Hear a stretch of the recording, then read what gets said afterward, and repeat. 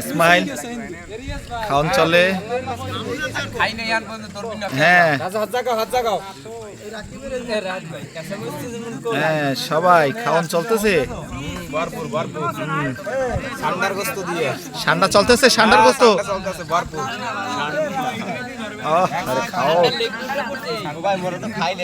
হ্যাঁ চলতে থাকবে আস্তে আস্তে। তারেক ঠান্ডা চলে তো, ঠান্ডা দিয়ে খাই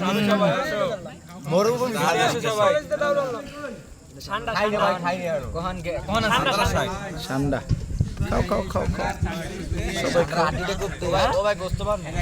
কি ঠান্ডা সাব্বির কে অতুলনীয় স্বাদ বলে। বাহ ফাইন, ঠান্ডা এত ভালো লাগে।